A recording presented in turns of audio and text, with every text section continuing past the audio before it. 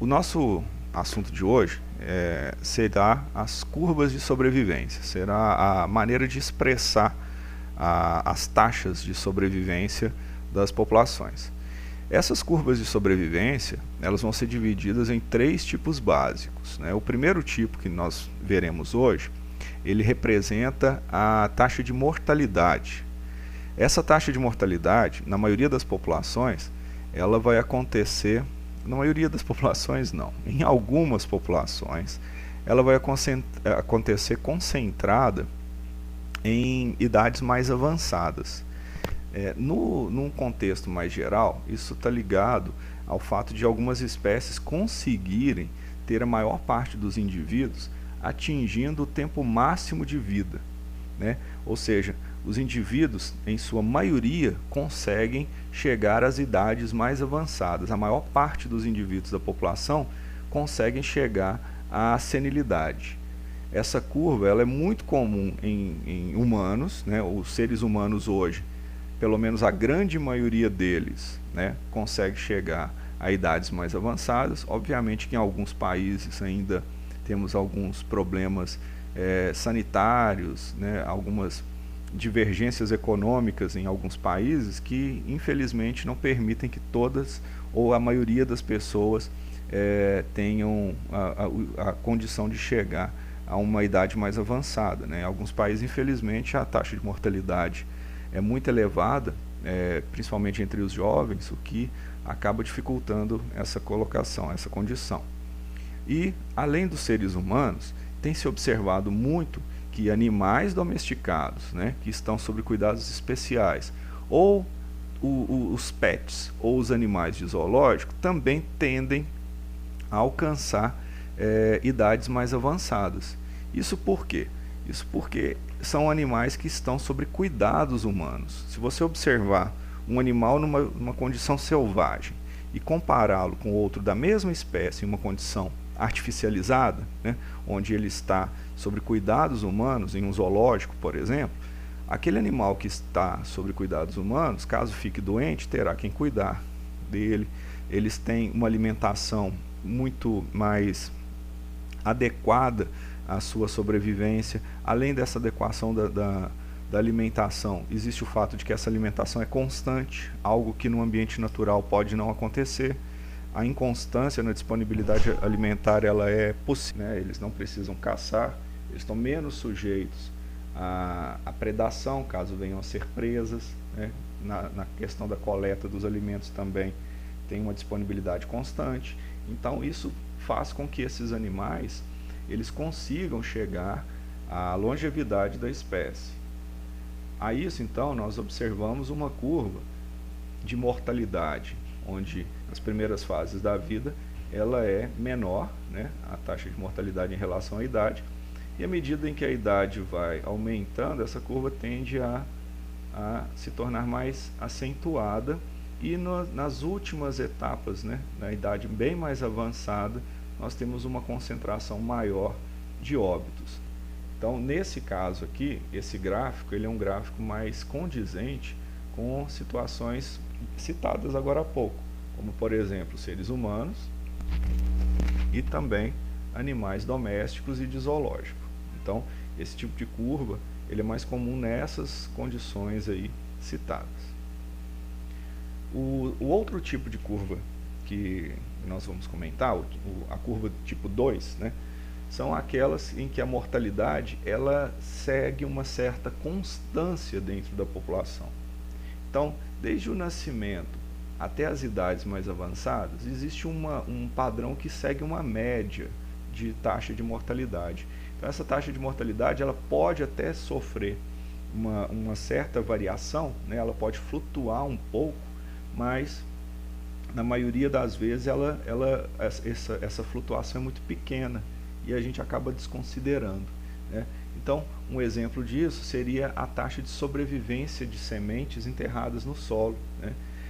Essas sementes, toda semente se encontra no que a gente chama de latência embrionária, né? Ela guarda o embrião dentro de si e esse embrião fica em latência até que tenha a sua dormência quebrada, né? E então consegue germinar.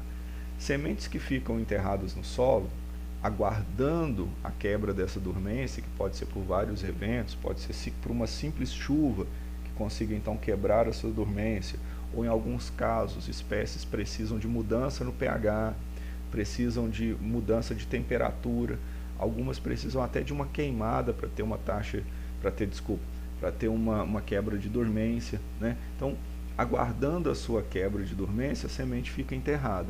E esses embriões, eles vão morrendo dentro das sementes de forma gradual, né? Até que, depois de um tempo longo, nenhum mais esteja vivo. No entanto, essa condição, ela já é um princípio de seleção, né, para que somente os embriões com maior capacidade de latência sobrevivam em algum caso em que a quebra de dormência só aconteça depois de um período mais longo.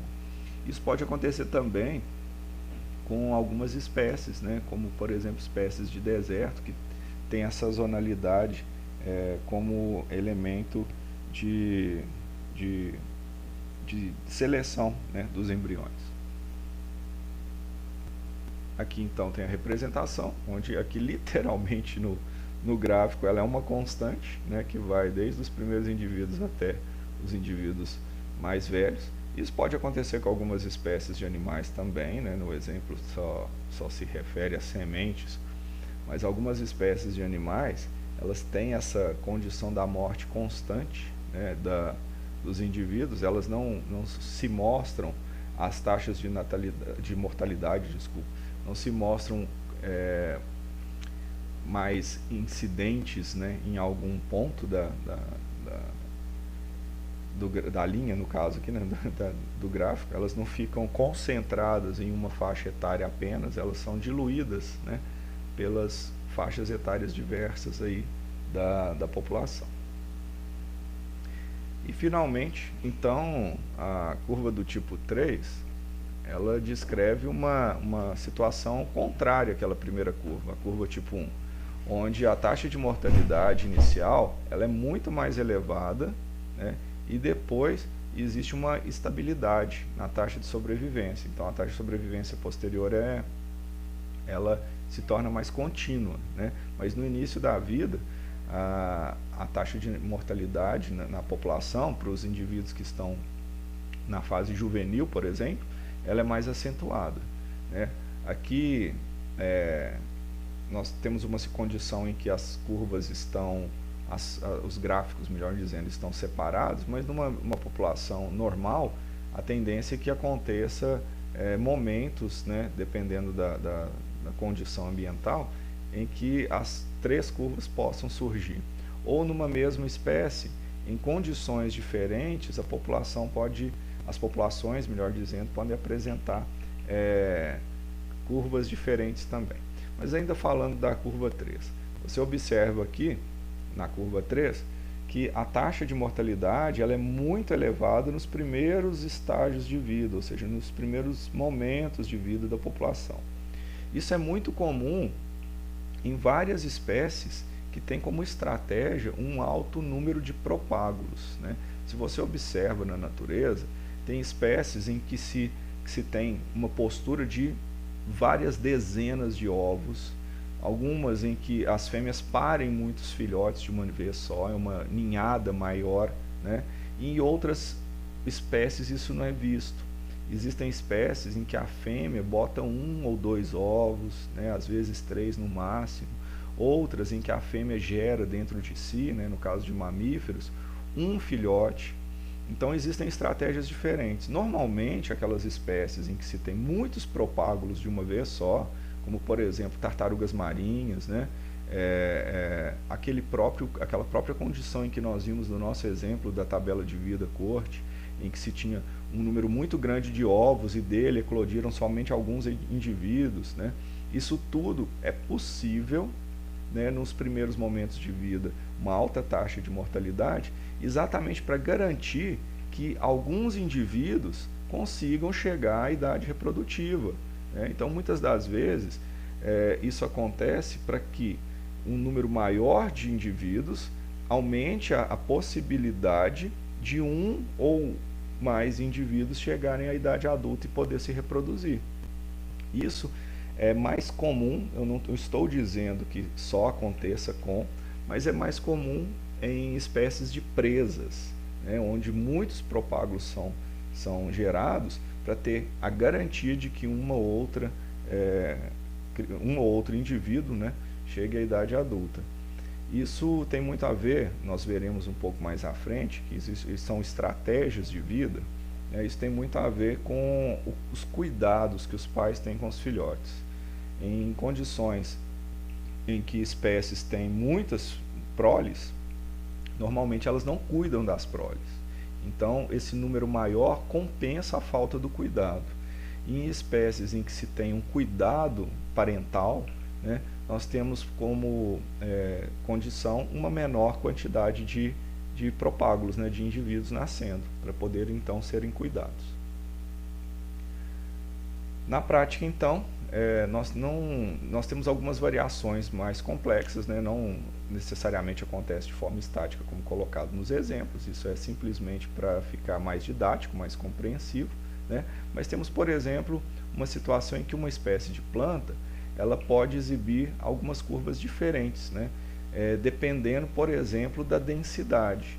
Se, por exemplo, a densidade dessa espécie estiver baixa, ou seja, poucos indivíduos em uma área considerável, a maioria desses indivíduos teria a capacidade de atingir a sua idade máxima, né? Já que a densidade sendo menor, a taxa de concorrência, né, com outros indivíduos da sua espécie também é menor, né? Ou seja, aquela situação de competição intraespecífica, ela se torna menor ou inexistente, aumentando com isso a possibilidade de sobrevivência dos indivíduos. A mesma planta, numa condição em que as densidades estiverem em condições medianas, elas poderiam então ter uma seleção menor, né? Elas estariam sob seleção, mas a taxa de mortalidade ela seria uma constante, o que manteria um certo equilíbrio, né, na população. Um indivíduo nasce, outro morre, e isso ia manter um certo equilíbrio na população quando a densidade fosse mediana. E por fim, a mesma espécie, numa condição em que a densidade dela estivesse elevada, obviamente uma densidade maior aumenta a pressão de adaptação nos indivíduos jovens. Imagina um monte de árvores, por exemplo, e esse monte de árvores mais adensados, mais próximos uns dos outros, tornaria mais difícil que uma semente germinasse próximo delas, né? Em função de quê? De que elas iriam limitar, primeiramente, o espaço, segundo, a presença luminosa e terceiro, a condição hídrica. Então, uma densidade maior aumentaria a concorrência entre os indivíduos, e os indivíduos jovens eles estariam fragilizados em relação aos adultos já instalados. Com isso, então, nós teríamos uma taxa de mortalidade mais elevada nos primeiros estágios de vida.